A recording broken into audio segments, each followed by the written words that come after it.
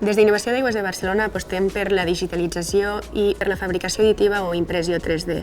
Aquesta tecnologia ens pot aportar noves solucions als reptes actuals del cicle integral de l'aigua i així ho hem demostrat en anteriors projectes com el 3D Lab o el que estem fent ara, el projecte Rodet 3D. El projecte va néixer per fer bombes a mida per a les nostres instal·lacions. El catàleg de fabricants de bombes té unes bombes estàndard per un rang de cabals, per un rang d'alçades, però són bombes generalistes. Aquest projecte el que es tractava és de fer una bomba a mida per una central en concret i aleshores era millorar l'eficiència energètica del rodet d'aquesta bomba per a aquesta instal·lació.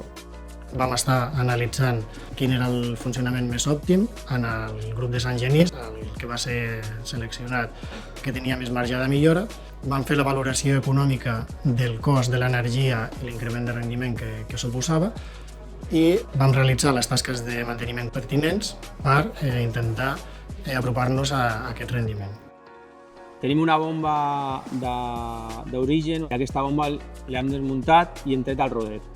Aquest rodet original de la bomba s'ha escanellat i s'ha portat a analitzar amb un model 3D per fer simulacions per intentar dissenyar el millor model possible.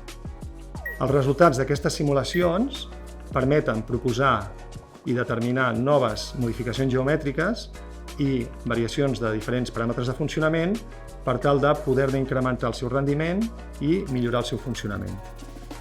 A partir de les simulacions d'optimització de la UPC hem realitzat el model CAD del rodet a obtenir. Hem optat pel procés de fabricació additiva que ens permet imprimir capa a capa fins a tenir aquest model tridimensional.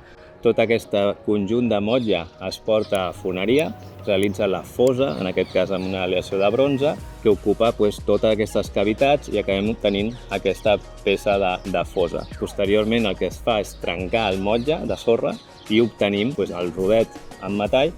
I el taller que hem fet és mecanitzar el rodet, equilibrar-ho, traiem el rodet original i muntem aquest rodet fet a mida, que en teoria és un model ideal per les prestacions que necessitem, tant d'alçada com de cabal de la bomba nova.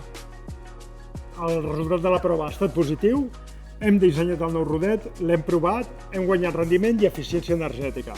Per tant, creiem que això mateix que hem fet a Sant Genís com a prova ho podrem replicar a les altres centrals d'aigües de Barcelona.